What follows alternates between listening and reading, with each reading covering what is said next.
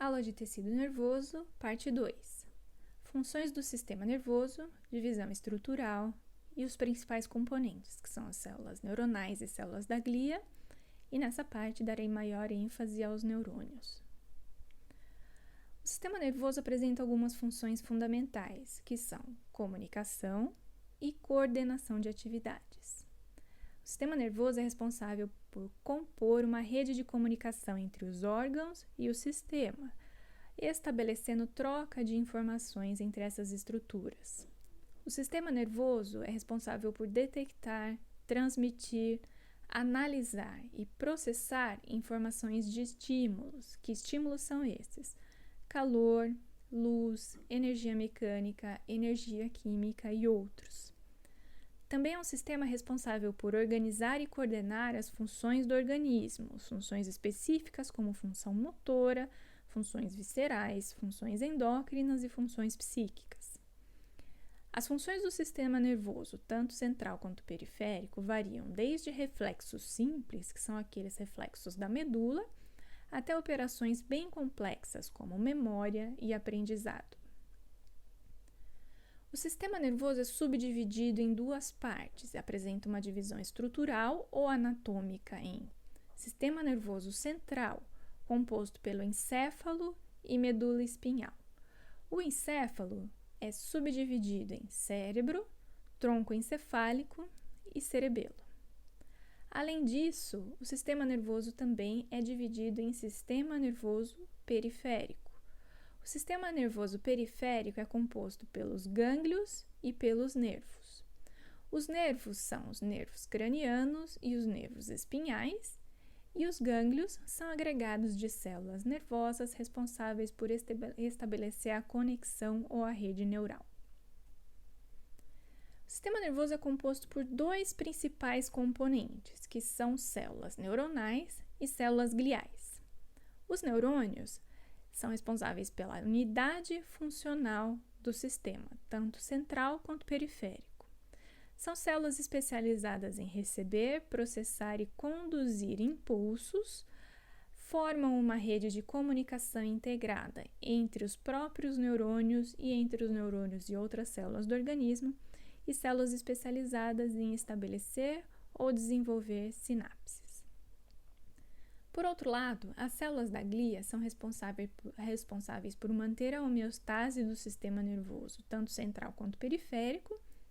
São células que promovem a nutrição das células nervosas. O citoplasma dessas células pode formar uma estrutura chamada de bainha de mielina, que é uma região de isolamento elétrico nos axônios dos neurônios, e essas células também são capazes de desenvolver uma atividade de reparo ou cicatriz quando o sistema nervoso é lesado. O cérebro humano contém bilhões de neurônios e células da glia formando uma elaborada circuitaria. Acredita-se que nós temos por volta de 100 bilhões de neurônios, um número que hoje em dia sabemos que é um pouco menor do que isso, entre 80 e 100 bilhões de neurônios. E apesar de toda a tecnologia científica que nós temos hoje em dia, esse número ainda não é preciso, então ainda estamos compilando a quantidade de neurônios, mas sabemos que eles já estão na base entre 80 e 100 bilhões de neurônios nos seres humanos. E quem são os neurônios? No slide 20 eu trago algumas especializações dessa célula importante. Os neurônios são responsáveis pela recepção, processamento e transmissão dos estímulos mencionados, como calor, temperatura, pressão e dor, por exemplo. São células que respondem a alterações do meio em que se encontram através de impulsos elétricos, formando circuitos neurais com outras células neurais ou células diferenciadas. Os neurônios eles podem ser classificados de duas formas. Podem ser classificados com relação à sua função, sendo neurônios motores, sensoriais ou interneurônios, e também podem ser classificados com relação à sua morfologia, como sendo neurônios multipolares, neurônios bipolares, pseudo-unipolares e unipolares. Independente da sua função e morfologia, os neurônios apresentam 3 componentes básicos: um corpo celular, uma rede de dendritos e um axônio que transporta a informação para a próxima célula. No slide 21, eu apresento essas 3 composições do neurônio. Primeira composição, dendrito, estrutura responsável por receber os estímulos que vêm de outras células. Esses dendritos estão acoplados ao corpo celular, que também recebe o nome de pericário. O pericário é composto pelo núcleo e pelo citoplasma do neurônio e é uma importante região trófica, é o centro trófico da célula. Essa região está acoplada diretamente a um prolongamento chamado de axônio, que é uma região responsável pela condução dos impulsos nervosos, levando a informação para o próximo neurônio ou para a próxima célula receptora. A partir do slide 22, eu explico essas estruturas em detalhes. Começando pelos dendritos. Os dendritos são uma estrutura especializada no recebimento de informações, que são impulsos nervosos que vêm tanto do ambiente quanto de outras células. Quanto maior a quantidade de dendritos de uma célula, maior a capacidade que essa célula tem de receber informações diversas. Os dendritos apresentam uma especialização chamada de espinhas dendríticas, também conhecidas como espículas ou gemas. Essas espinhas dendríticas são importantes áreas receptoras de impulsos e processamento de sinais. Os dendritos apresentam uma grande plasticidade morfológica, ou seja, dependendo da situação dessa célula, em qual situação ela é exposta, ela pode remodelar a sua quantidade de dendritos. Por exemplo, em casos como adaptação, memória e aprendizado, esses dendritos são remodelados para atender à necessidade da célula e do organismo. No slide 23, eu trago uma micrografia de um neurônio que foi evidenciado por prata. Aqui nós podemos ver no centro a região do corpo celular ou pericário, e desse corpo celular muitos dendritos são arborizados e se ramificam a partir dele, formando uma rede extensa de dendritos, capazes de receber múltiplas informações. No detalhe superior dessa foto, nós conseguimos ver uma espinha dendrítica ressaltada, que é aquela região especializada no processamento das informações recebidas. O corpo celular do neurônio também é conhecido como pericário. O pericário é onde se encontram o núcleo e o citoplasma da célula. O corpo celular é especializado na síntese de substância, principalmente substâncias proteicas. Isso quer dizer que o pericário é responsável por altas taxas de síntese proteica, contendo dessa forma uma cromatina distendida, ou seja, um DNA distendido ou frouxo. Uma vez que essa célula sintetiza muita proteína, o seu DNA precisa ficar frouxo para facilitar a leitura. No citoplasma, nós encontramos uma grande quantidade de retículos endoplasmáticos rugosos. Não só retículo endoplasmático, como também ribossomos livres. Por ser uma célula com altas taxas de síntese, a estrutura ou organela responsável pela síntese proteica são os retículos endoplasmáticos e os ribossomos. Por causa de sua grande quantidade no citoplasma, essa estrutura ela apresenta uma coloração acentuada quando exposta aos corantes histológicos. Essa coloração acentuada ou esse acúmulo de corante nessas estruturas recebe um nome específico de corpúsculos de início. O citoesqueleto do neurônio, da parte do corpo celular, é muito importante para manter a forma, a motilidade e o transporte dessas substâncias produzidas para outras partes da célula. O pericário também pode receber estímulos, tanto excitatórios quanto inibitórios. Isso quer dizer que, além dos dendritos, o corpo celular também pode receber sinapses de outras células.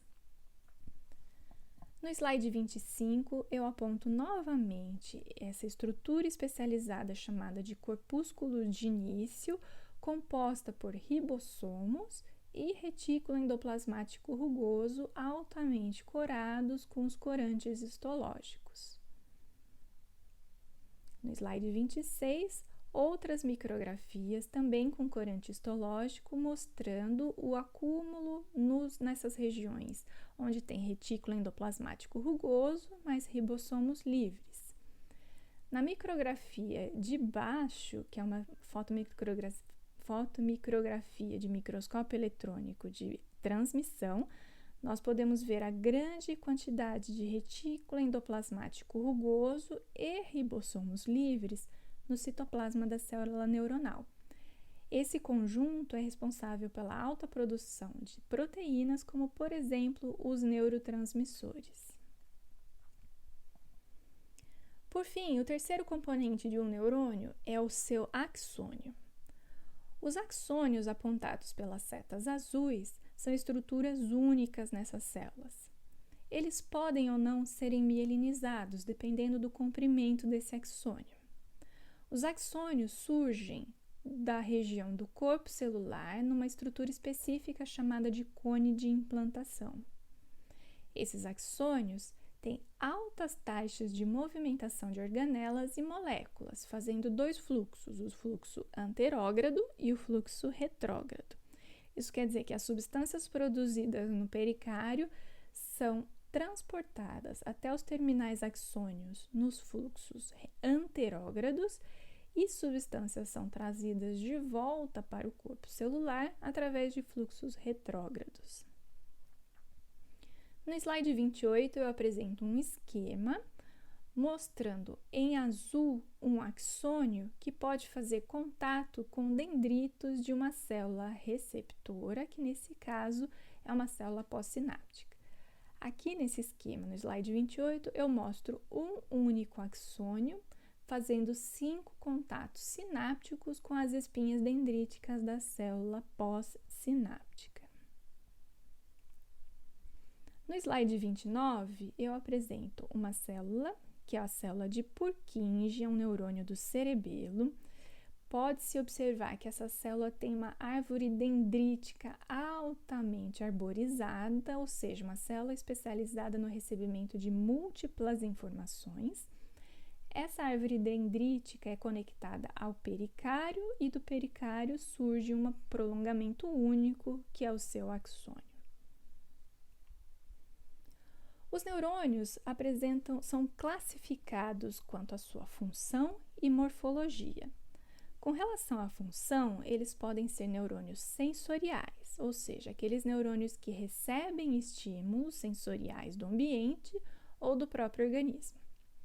Além disso, os neurônios também podem ser motores, que são aqueles neurônios que vão controlar os seus órgãos efetores, que são órgãos que vão realizar funções, como glândulas exócrinas e endócrinas e fibras musculares.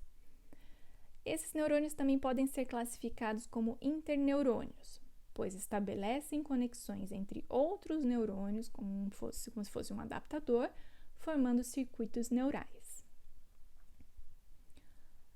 Os neurônios também são classificados com relação à sua morfologia. Os neurônios podem ser considerados multipolares quando eles apresentam mais de 2 prolongamentos celulares que partem do pericário, ou seja, múltiplos prolongamentos dendríticos.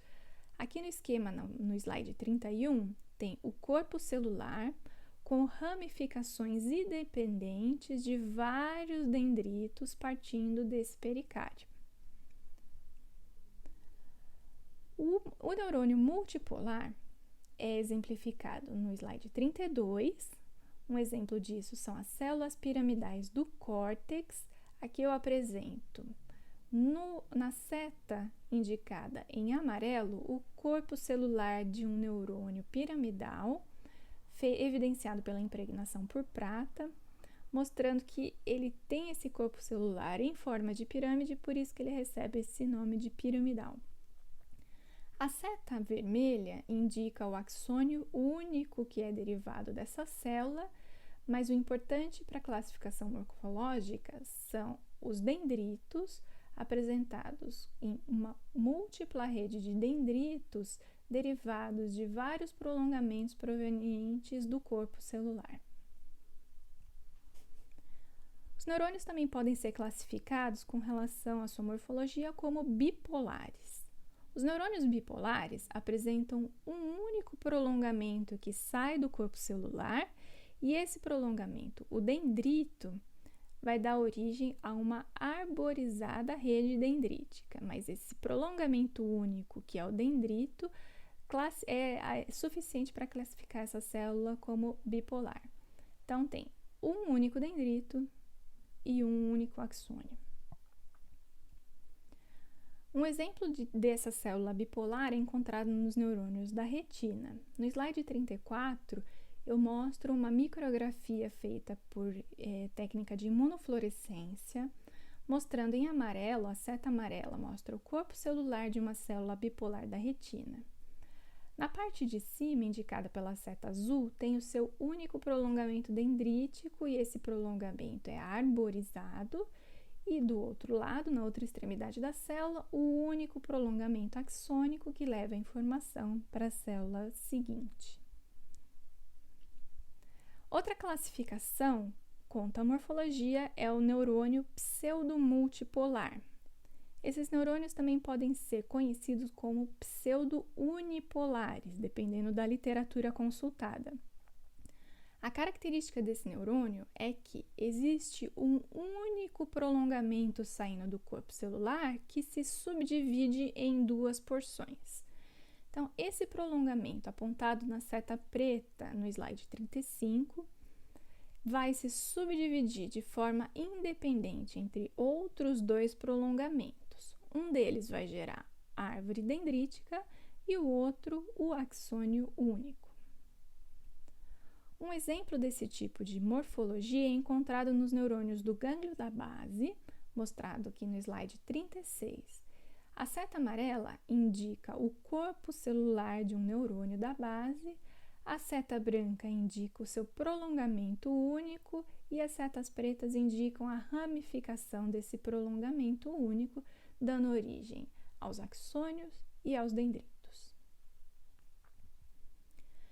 Para finalizar, os neurônios também podem ser classificados morfologicamente como unipolares.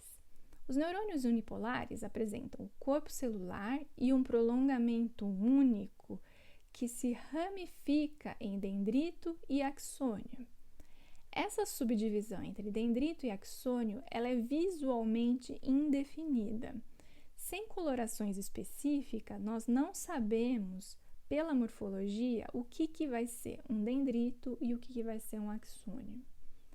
Um exemplo desse tipo de neurônio é encontrado também nas células da retina, que são as células amácrinas. Aqui no slide 38, eu apresento para vocês 5 neurônios diferentes, que são células amácrinas, desse tipo de morfologia unipolar. Nós podemos ver os corpos celulares definidos e um prolongamento único saindo do corpo celular. Porém, visualmente, não dá para saber o que vai ser dendrito e o que vai ser axônio, apenas com algum tipo de marcação específica que reconheceria uma estrutura da outra.